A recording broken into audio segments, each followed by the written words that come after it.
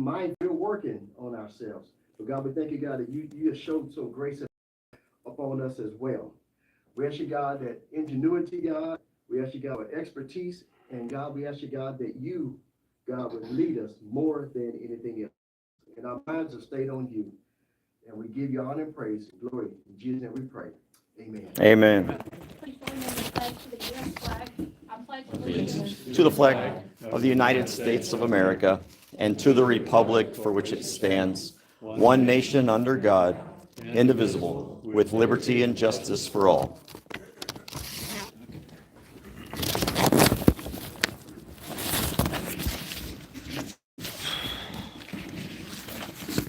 All right, very good. The next item is item of special recognition, and is to recognize the city of Temple for receiving the official Texas Music Friendly Community designation from the Texas Music Office. So I've got a proclamation here, and then Gina Mascaro, is that right? We'll receive some comments from you. So if you would, come on up and let me read this proclamation. We have a few other supporters in the room. Oh, great. Come on down.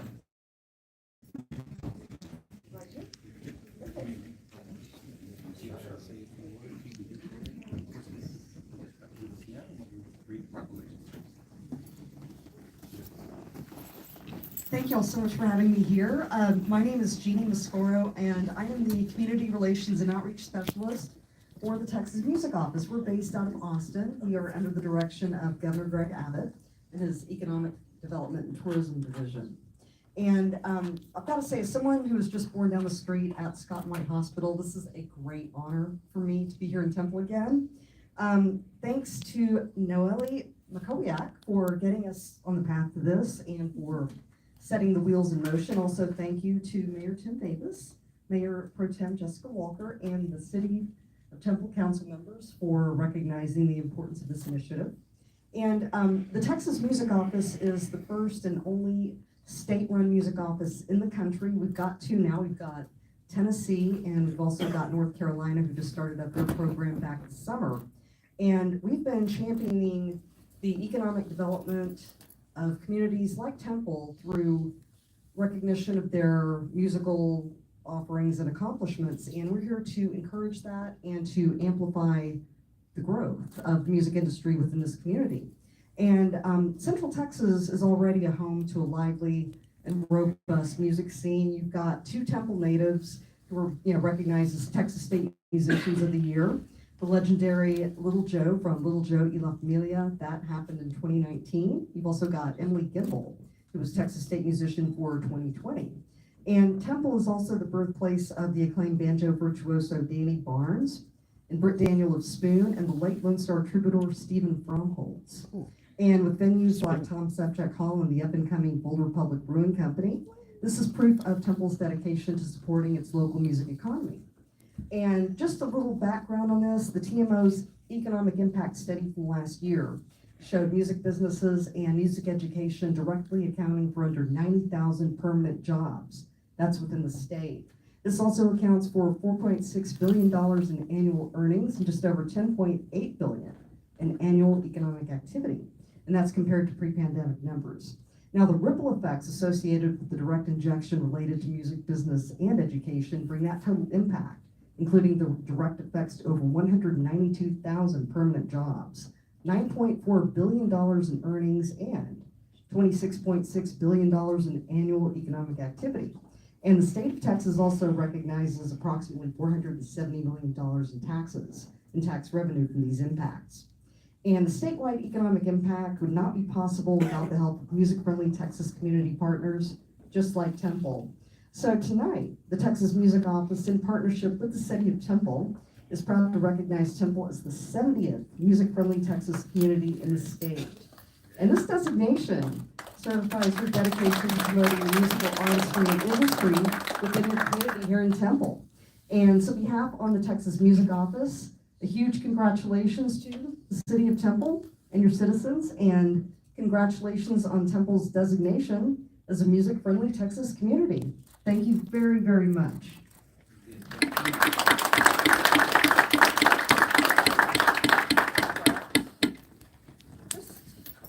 see, let me make sure I've got my little speech hidden here. Sorry. Does everyone want to kind of crowd, let's crowd around? Do you wanna get some people on the other side? Yeah, that'd be great. Let's balance it out so we can get the city moving with that.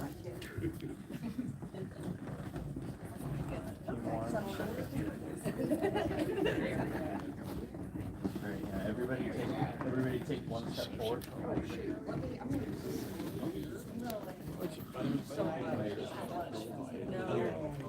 I didn't know one of the guys at Spoon was from Temple. Spoon, the band? Yeah. I actually like them. I didn't know they were from Temple. Everybody else right here on 3. 1, 2, and 3. And on 3. 1, 2, 3. Stay right there.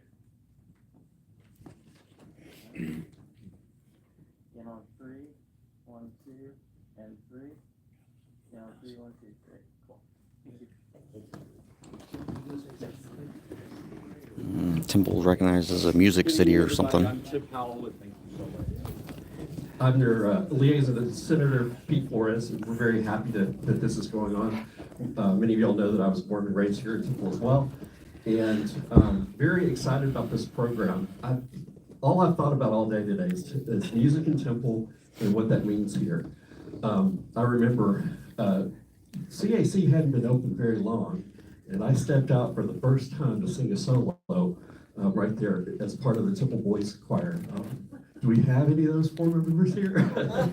We also had the Central Texas Girls Choir. It's a very important part of many of the developments of students here. The Temple High School program, Fine Arts program is amazing. Temple College here, their fine arts is amazing. You think of people like Mary Alice Marshall, Jordan Howard, amazing people who have brought us here to this day today, and very excited to continue that legacy on into the forward and bring it even more to a head. So thank you very much. Yeah, thank you.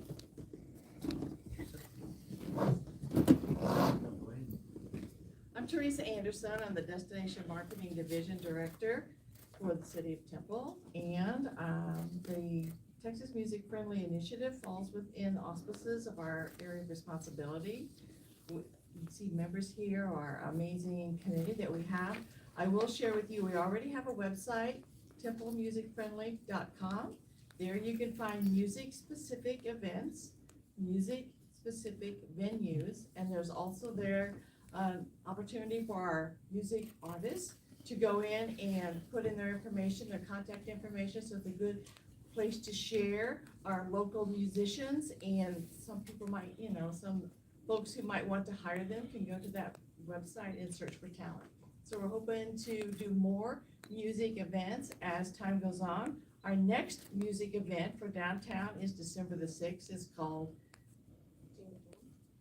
Jingle Jam. Got two things going that night. It's called Jingle Jam. It's 5:30. It's right downtown at the Yard. So we have at least 2 artists there. We have some strolling carolers happening that night. It's also First Friday, so we hope you'll come out.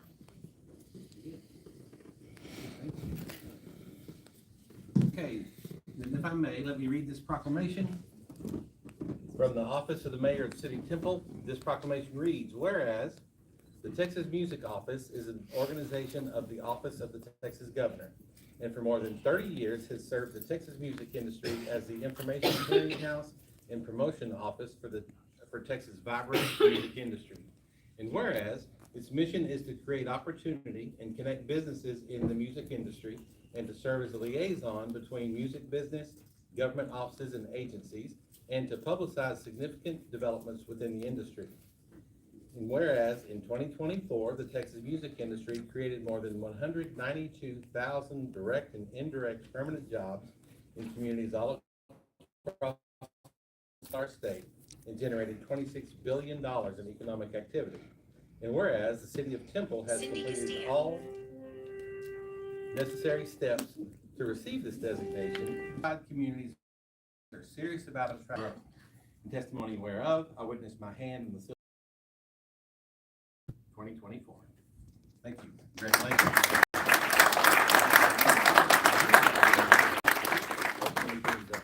Where is this going to hang or sit? Do we know? Then let me hold on to it for a minute and we'll find out. saw misspelling in here before you get. Oh, okay. Very good. Okay, thank you so Okay, much. you bet. Thank y'all. Thank you so much for your. And Mr. Mayor, if I could. Can you hold just real this when I go up quickly to speak? here, Just when I go up to one speak. individual that wasn't able to be here today, Matt Purefoy, he is kind of our homegrown, local guy that really kicked this off, that, pushed this initiative and understands the value of live music and how necessary it is to have a robust community. And then I also want to thank, staff. You don't just get a designation, it just doesn't appear on your desk and you sign it and it, it just happens. Lots of hours, lots of staff time. Very grateful to Heather and your team. So thank you very much. Very good.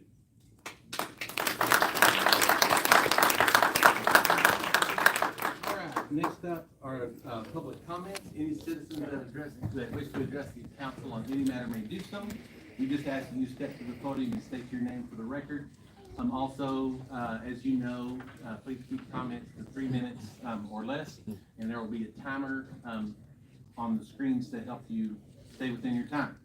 So we have about 5 folks, it looks like that have signed up, and we'll just go in order. First up is Mr. CJ Grisham.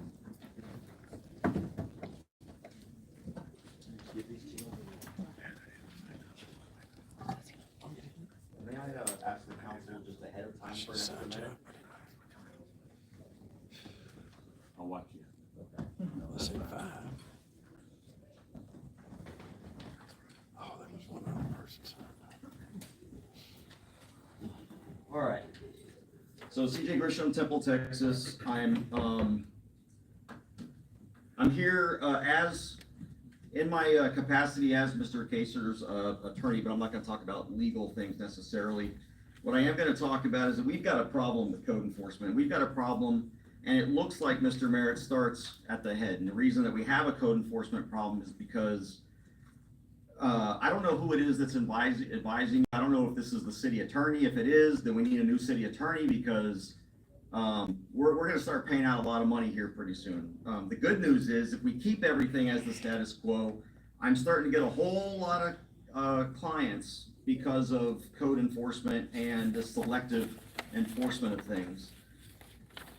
First and foremost, the very last 2 documents that I've given you on that handout, or I guess it's not the last 2, it's they're the 3rd and 4th to the last. These are the 2 cause numbers of 26 each that we litigated in the municipal court and found Mr. Kaser not guilty on. And I also found it very offensive, Mr. Mayor, when you compared Mr. Kaser's acquittal to O.J. Simpson and his murder. I think he's owed an apology on that. I couldn't believe I heard that. But you'll notice that in these cause numbers that we went to court over and that we fought for years over, on one of them, the building is an accessory structure. On the other one, it's a relocatable educational facility. And I proved both of those false in court, despite the fact that our municipal judge actively worked in violation of the law to prevent evidence that was clearly allowed into a case. She did everything she could. Thankfully, we didn't have to do an appeal, but we need a new municipal judge. This is a 2-family. Mr. Kaser's building is a duplex. Now, the first page here, it says Unified Development Code. You'll notice I only printed out the D's. You don't see a definition for duplex there. You do see a definition for dwelling 2-family. That building meets that. It meets down here. Now, it's not an industrialized housing, but let's just even assume, because the code allows it, that it is industrialized housing. It says in your own letter, Mr. Mayor, that industrialized housing is, quote, designed for the use and occupancy of 1 or more families. If you look at that next sheet, there's the Black's Law Dictionary of Design. It doesn't mean that a building was built for that purpose. It meant that it was designed for that purpose. Design means the pattern or configuration of elements or something. The drawing or depiction of an original plan. His plan is the design, and it's designed to be used to occupy 1 or more families. So it is designed. Even if you try to say it's an industrialized housing, which it's not, It would even meet that definition. Designed to be used as a permanent residential structure. That is a permanent structure. It's got his own foundation on it. It's on giant steel beams and concrete. Then at the very bottom, this was the other issue. Oh, I'm sorry. Yeah, is, you know, the city called this a portable building. This is where the county or the municipal judge really violated the law and Mr. Kaser's rights, was the testimony about a portable building. This is not a portable building. If you look at the Texas Administrative Code and your own code enforcement testify, they have no idea what the definition of a portable building is at trial. And yet here we are once again talking about a portable building. And this is what the judge tried to keep this out because this is damaging. The fact that city code enforcement thinks a portable building is one thing, but when I try to introduce the actual definition to go against the integrity of code enforcement, guess what happens? There's an objection to relevance, and the judge says sustain before I can even argue how it is relevant. You just had testimony about a portable building, but I can't introduce the definition of a portable building. This is the definition. You can look at that building. It's not a portable building. I've got two cases, the next two things there. Hooper v. State, if you go to the last page of that. This isn't the whole case, but I got relevant statutes there. Design, common definitions of this is Hooper v. State. Common definitions of the word design include to conceive, invent, contrive, to have a goal or a purpose, intent. Design is synonymous with intend, purpose, or contemplate. Black's Law Dictionary, which I already gave you the dictionary of that definition on page 2, states that design simply is a plan or a scheme, purpose or intention combined with a plan. Williams v. State, if you go to the second page, it is apparent, therefore, that the use of the term design, because it's not codified in the Code of Ordinances, it's not codified in state law, is an intent on the part of the possessor. Then you've got these two, again, they call it a relocatable educational facility. I provided the definition for that. That's why this was all thrown out. They say that it was an accessory structure. I provided the definition for that, and that goes out. Now, we're trying to call it something else. If y'all don't even know what this building is, how is Mr. Kaser supposed to know what this building is? It's a duplex. Stop the madness. At the very least, give them a variance and stop the madness. Please, this is corruption. So CJ, the reason why, because I anticipated this tonight, and the reason why that I signed the letter, it was written by the professional folks here at the city. The reason why that letter has been submitted is because instead of doing this back and forth every week or 2 weeks, or you're here and then Mr. Kaser's here and just going back and forth, sort of arguing the minutia, I want to present that letter to you guys that clearly spells out what the requirements are to have that building be a legal structure in the city of Temple. So we welcome your comments every time. We're an open city and we want to hear from citizens. But ultimately, the requirements that are spelled out in that letter, which is the 2015 Uniform Development Code, when those items are met and all inspections are done, just like any other building would be done, then this building will receive a certificate of occupancy. Until those things are met, They are met. that building that's not how the city sees it. Exactly, So that's why when- there's gonna be a lawsuit. So when your client and the city come eye to eye, or whenever there's a lawsuit and you win that, Okay. then we'll move forward. But again, come as many times as you want to, and we can do this. But until the 2015 UDC code is met, that building will not receive a certificate of occupancy. So again, trying to kind of stop the back and forth all the time and comply, and you'll receive what you want. He's compliant. Okay. Get code enforcement compliant. Mayor, I'm Well- sorry, can I say one other thing? I feel like I just need to stay on the record. Sure. And I know, Mr. Grisham, you and I discussed, Rule 4.02 of the disciplinary standards of the Texas Bar Association in my office a year or so ago.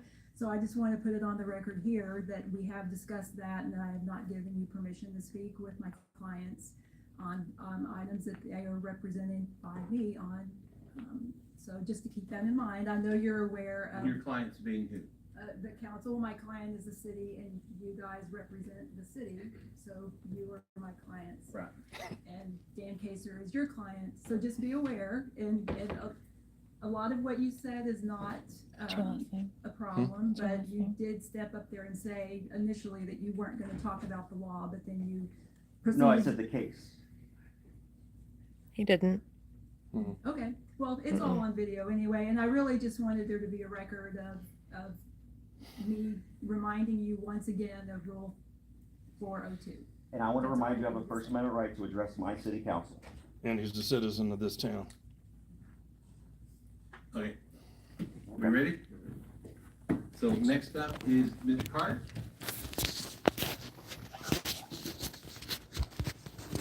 I thought about you. Realized we hadn't seen you in a while.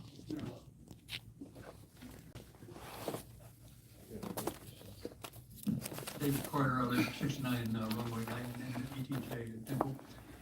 I attended both trials of Mr. Kaser, and I think that the start of this issue was probably the appearance when that big metal building was moved onto the property. I think the looks were the problem. And I'm just wondering, was there any effort by code enforcement or anybody on the council to examine, as they were looking at the plans for making this building into a two-family duplex, was there ever any effort to look at the cosmetic things, look at requirements in the code for appearance and cosmetics? It seems to me that it would have been much better to have made sure that the building had a skirt around it, because you know, the way it is right now, I live in a manufactured home out on Runway Lane, Sharping Field, but all of the manufactured homes have skirts around. It makes them look prettier. And I think that when that building was put up there on cinder blocks, on a real foundation, I think that it looks spooky. I would encourage you to back off and look for ways to fix the cosmetics so that it's a pleasant, beautiful building, like Temple likes to pride itself on being a beautiful city.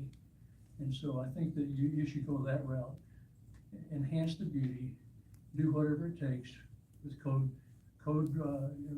information requirements to make it pretty enough to be pleasant to the city council members and to code enforcement officers. Thank you. Thank you, Mr. Carter. Good to see you. Sabrina Young? If you sign up, you have to talk. That happens all the time. People sort of think they're signing in, but you're actually signing up to speak. Oh. So, we'll, actually, I just wanted to say hello. Very good. Rebecca Allen?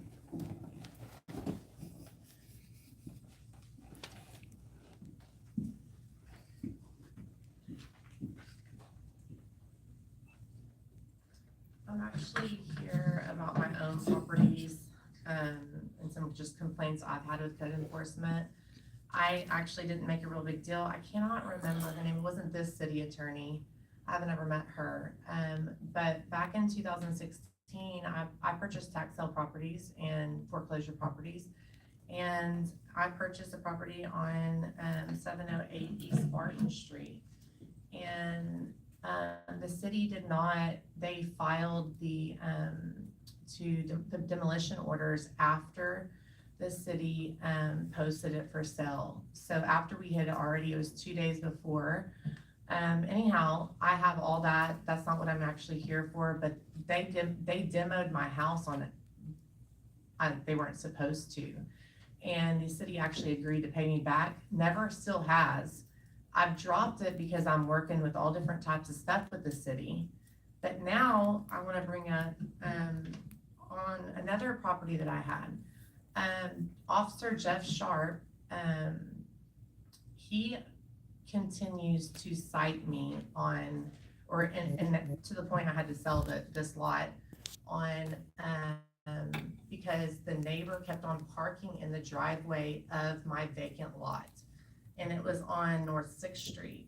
Well, I addressed, I would get the notices in the mail, I'd call him, I would go over to the neighbor, talk to him, try to, reason with them, put up do not park on my property, you know.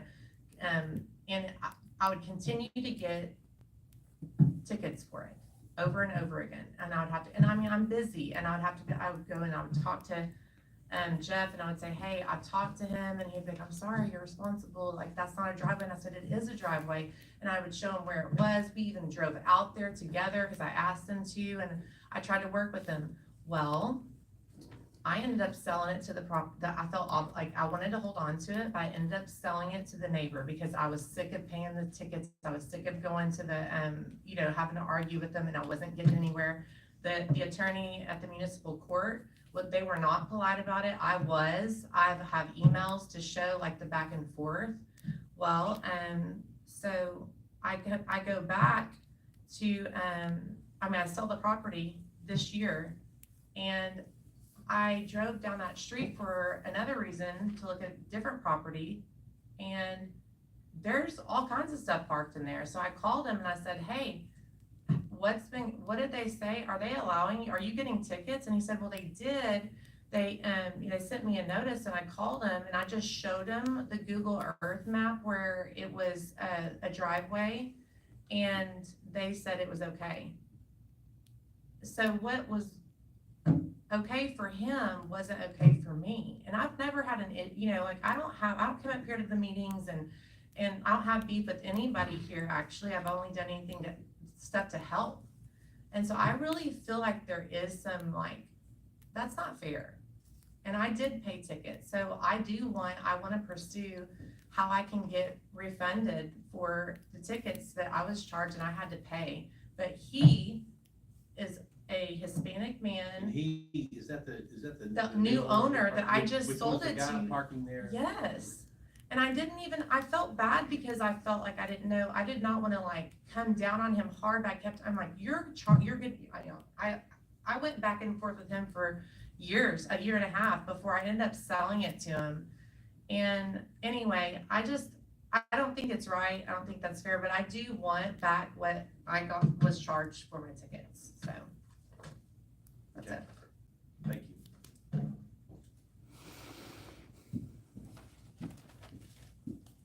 Last on the list is Mr. Dan Casey.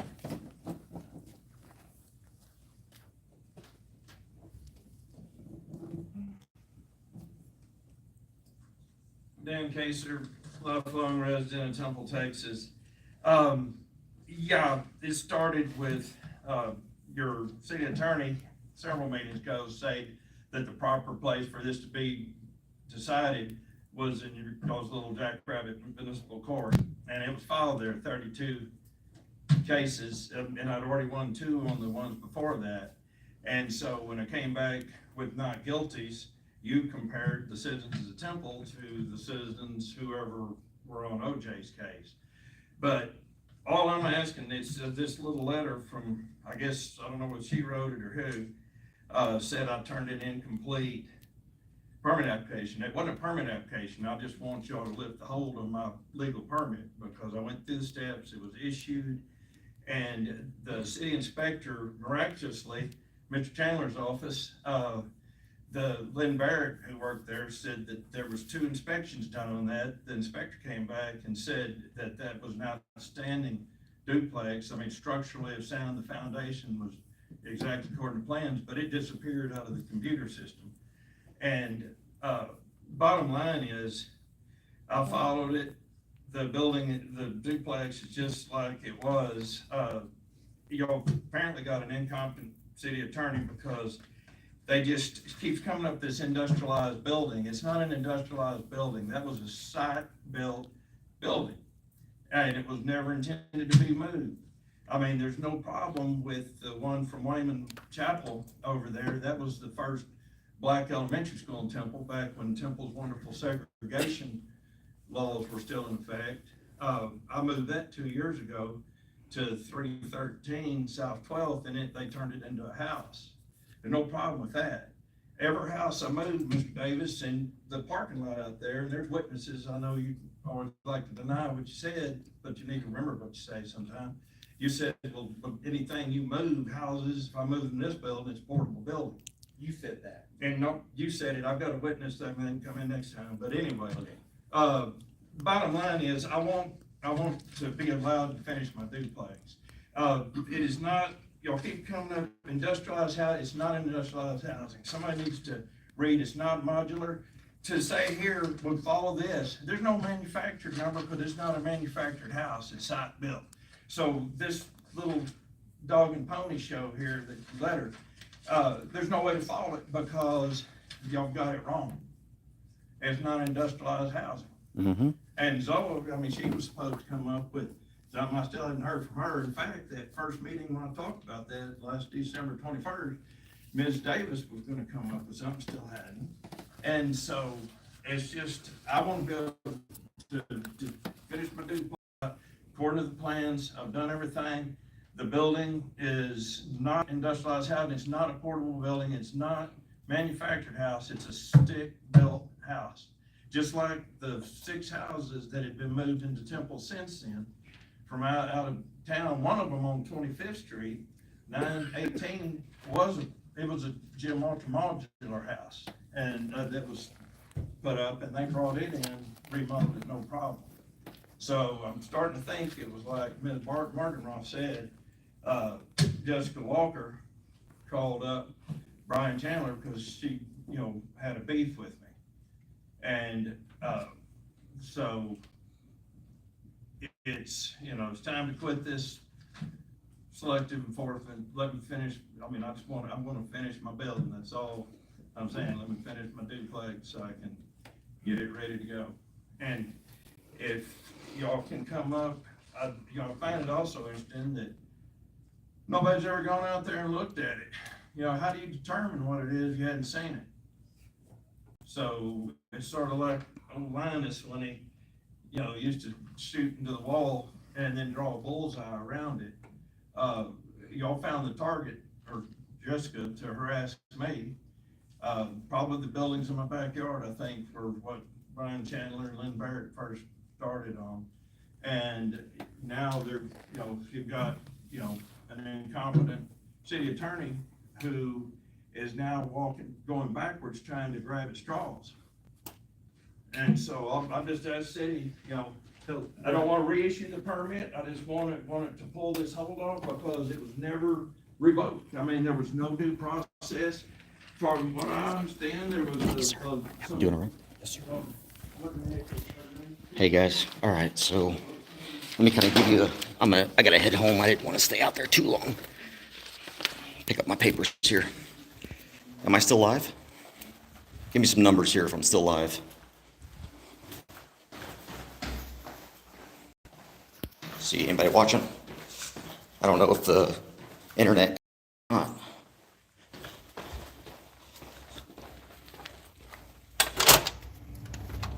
Y'all there? Anybody?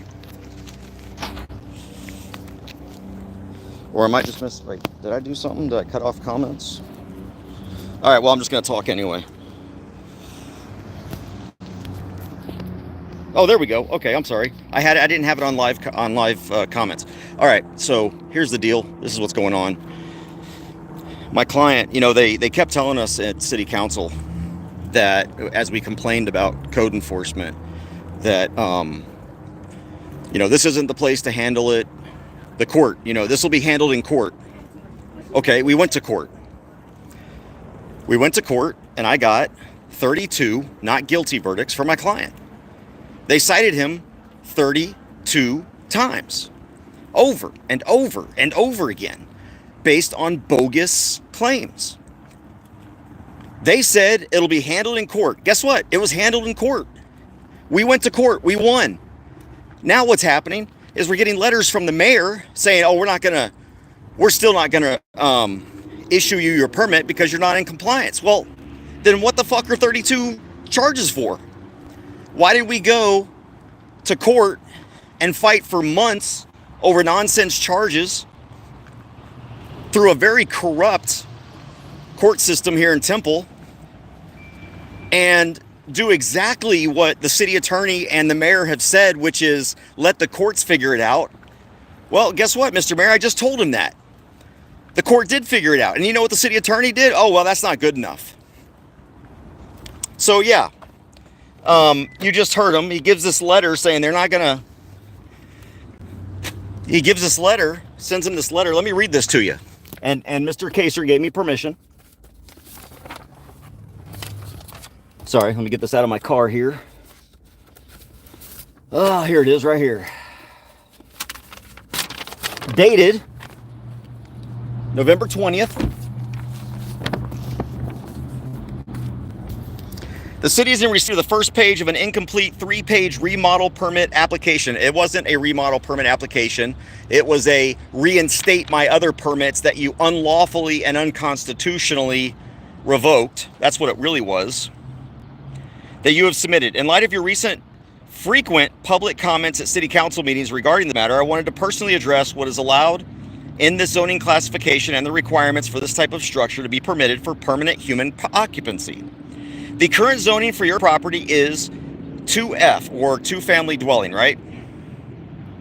Which, according to the Temple Unified Development Code, which is one of the documents that I provided to them, permits single-family detached residences, duplexes, which is what his property is, and related accessory structures. The types of residential structures allowed in 2F are industrialized housing and the site-built single-family attached or detached or two-family dwellings duplex. And then he gives the definition of an industrialized housing, defined as, now, this is not an industrialized house. And the reason it's not an industrialized house is because it's got to be, in order for it to be an industrialized housing, it's got to be constructed in one or more modules or constructed using one or more modular components built at a location other than the permanent residential site and that is designed to be used as a permanent residential structure. When the modules or modular components are transported to the permanent site and are erected, installed on a permanent foundation system, which is what he's got there. The term includes the plumbing, heating, air conditioning, blah, blah, blah. Anyway, and it says any ready-built home that is constructed so the entire living area is contained in a single living unit. See, that's just not what this is. That's not what this thing is. But even if it was, even if it was an industrialized housing, it would meet the definition that he provided of an industrialized house. But it's not. It's not. And then he goes on after the stupid definition from the Unified Development Code. The city has no information documenting that the current prefabricated, it's not prefabricated, it was stick built. That's what he means by stick built. It was built from the ground up. It was not prefabricated and moved. The city has no information documenting that the current prefabricated non-residential portable building you have relocated to your property, and I provided them with the definition of portable building. And let me bring this to you. And here's what I was talking about. When we went to court, the code enforcement witnesses got up there and testified that it's a portable building. The code doesn't allow for portable buildings. So I asked them on the stand, well, what's a portable building? Well, there's not really a definition. I'm like, okay, well, what's the definition in the municipal code? Oh, there isn't one. Okay, what's the definition in state law? Oh, there isn't one. Oh, really? Okay. Whenever a witness lies on the stand, you're allowed to impeach that witness or challenge the credibility of that witness. I happen to have with me the definition of a portable building, because there actually is a state definition of a portable building. The definition of a portable building in the Texas Administrative Code, section 3.306, and if you go down to definitions A9, I believe it is, 9, quote, portable building, a self-contained transportable structure that does not require attachment to a foundation or to realty in order to be functional. This does. This requires a foundation to be functional because you need plumbing, you need electricity, you need all that stuff. A portable building does not require that stuff. Oh, and by the way, it even says in the definition, an example of a portable building is a tool shed. Now here's what's funny. Because I asked the guy on the stand, and the reason I'm talking about this is it's all public record now. I'm not talking about a case that might happen. I'm not talking about an upcoming case. And that's why when the city attorney gets up there and she's like, oh, according to rule 4.02, excuse me, I'm not talking about a case. I'm talking about a case that already happened. That's a part of the public record in the Temple Municipal Court. It's over with. We have the judgments of not guilty. 32 of them, 32 of them. Not guilty. And then when I tried to introduce that definition of a portable building in order to impeach the witness, the city's attorney says objection relevance, and without even letting me speak, she says sustain. I said, Judge, whoa, this is absolutely relevant. Well, I've already ruled. I said, but Judge, I'm asking you to reconsider your ruling because this is absolutely relevant. These code enforcement people are talking about a portable building. They're saying that there is no definition of a portable building. I'm about to show you a definition of a portable building, and you're saying it's not relevant? I've already made my decision. This is the kind of corruption that's going on here in the city of Temple. And you know what? If the city of Temple attorney wants to threaten my license, she can do that. I don't need my license to know what... I've got the knowledge in my head. She might take away a license, but she's not taking away my drive. She's not taking away my knowledge. She's not taking away my education. She's not taking away my activism. But she has nothing to take away anyway, because I didn't violate Rule 4.02. And I know I'm a target because I'm the guy that's going all over Texas holding these people accountable. I'm the guy that's going all over Texas getting all these not guilty verdicts because of the corruption that nobody else will fight. Because attorneys, you want to talk about 4.02, you want to talk about the problem with our justice system? The problem with our justice system are attorneys that will not fight. They do this for the money. You know how many attorneys have told me, you know, CJ, I really like your spunk. I used to have that spunk. And you know what I learned? I learned that it just doesn't do anything. And so, I learned it's just best to recognize that the system is messed up and just to make money off of it. Oh, is that the kind of lawyers that the state bar wants?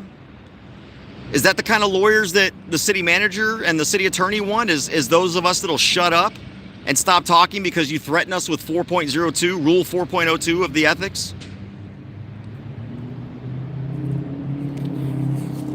The code says a building that is designed to do something.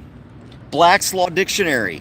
You heard my my speech up there. The pattern or configuration of elements of something, such as a work of art. That's a design. The drawing or the depiction of an original plan for a novel pattern, like, I don't know, putting a house together. It's a design. I provided 2 case laws, Hooper v. State, Court of Criminal Appeals of Texas, and the 3rd District of Austin, which, by the way, is the one we fall in. Williams v. State, Court of Criminal Appeals of Texas, the highest court of criminal appeals, talking about what design means. The definition of portable educational facility.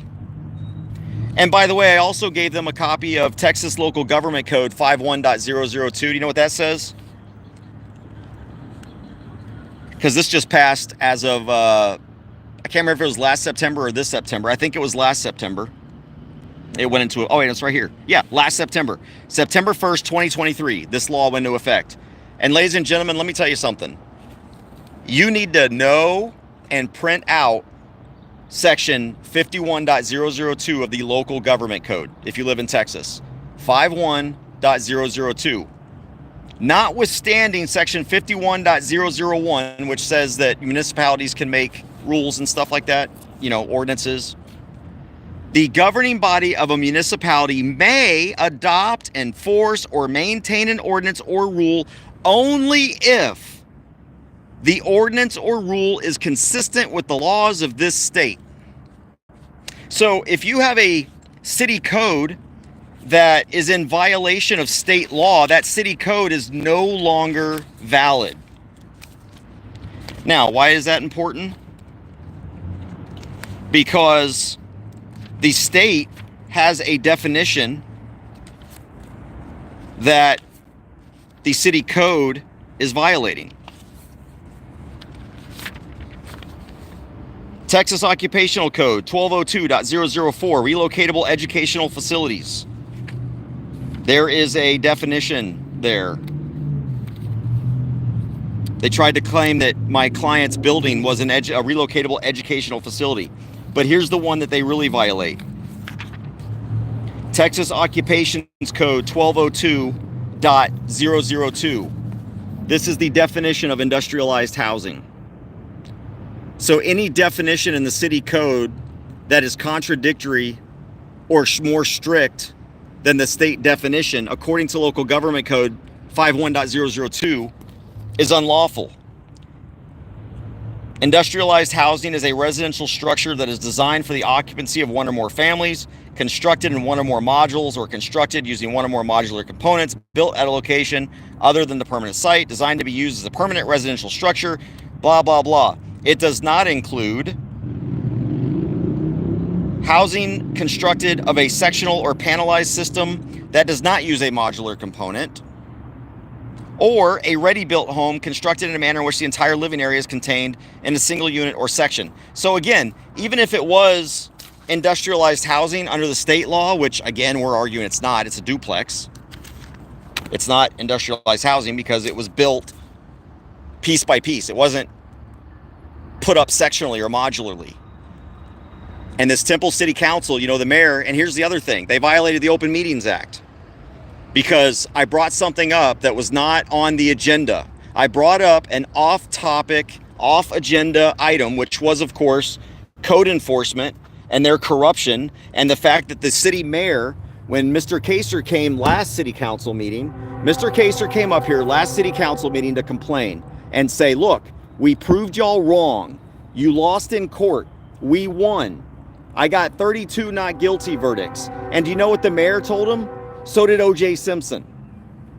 That's the kind of leadership that we have here in Temple. That's what they think. They would rather protect code enforcement than protect a citizen all over a building. This guy has lost well over $100,000 in rent because this building has just been sitting there waiting for our court date. We finally get our court date, and now the mayor and the city are deciding it doesn't matter what the court says. Look, if they don't like it, appeal it. Appeal it. If you don't like the decision, appeal it. You don't ignore it. Now, if I were to ignore, you go get a speeding ticket in that same court and you just say, I know the court said I'm guilty. I know the trial, I was found guilty at trial, but yeah, I'm not going to pay any fines. What do you think's going to happen to you? But by golly, when the court comes back and says not guilty and that code enforcement was wrong and that the complaints were wrong, and now the city doesn't want to listen to it, and they just want to ignore it, and not only ignore it, but they want to move the ball. Because they've already accused the two tickets that he got 26 times each. The two tickets that he got, so it is 52, not 32. My math is right. The two tickets that he got, one of them was because he had an accessory, accessory building without a main structure in a residential area. If you've got an accessory building, you have to have a main structure. Or else you can't have an accessory building. Well, we proved it's not an accessory building. We showed them the definitions of accessory building. It's not an accessory building. It's a duplex. It's a giant duplex. The building takes up almost the entire lot. And then the other one, they accused them of having a portable building. And we proved that wrong. Oh, I'm sorry, no, a relocatable educational facility is what they called it. And we proved that wasn't true. So now what are they doing? They're calling it industrialized housing now. And they're trying to say again that it's a portable building, even though we've already proven it wasn't a portable building.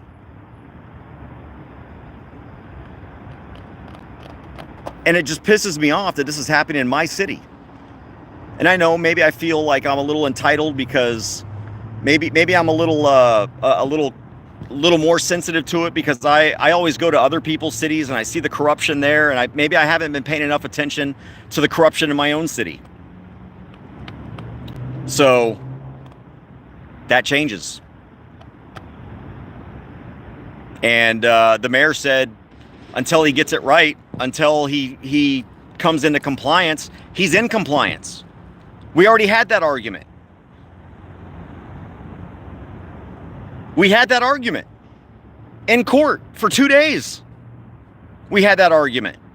And in 15 minutes, the jury came back with a decision. Not guilty 52 times. It's absurd. It is lawlessness. And it is now my priority as a citizen of the city of Temple, Texas, to make sure that we have new leadership, that we have a new mayor, a mayor that doesn't compare code violations to a murderer, that we have new leadership that doesn't use its authority on the city council to go to the leaders in the code enforcement and demand that they take this man down because they don't like the look of the building. And it's like Mr. Carter, who went up there and spoke after me. He's like, look, if you don't like the look of it, which that's not the problem. This is about a guy who won't bend to authority. But he's like, look, if you don't like the building, you know, just tell him how he can make it pretty. What do you want? Do you want skirts around it? Do you want, you know, should it have wood paneling on the side? You can do that. And it's like I said, instead of going through all this nonsense, you lost in court. You lost in court. What are you going to do? Continue to ticket him and then I win again? What I've already, and you can't ticket him again because it's already been decided. It's already decided. It's already, the court has already said, the trial's already said that he didn't do anything wrong. They can't keep citing him, but now they're just going to withhold his permits. Okay, it's a lawsuit. That's what he wants. If that's what the mayor wants. If the mayor wants the city of Temple citizens to go through a giant lawsuit instead of just saying, you know what, we lost in court. We still think we're right. Mr. Kaser thinks he's right, and he thinks he's right because the court said so. Why don't we just grant a variance? Why don't we just say, okay, you're not compliant, but we're just going to grant a variance. And then all of this gets fixed. It's all over. So that's what's been going on. Guys, take care. Be safe. Be free.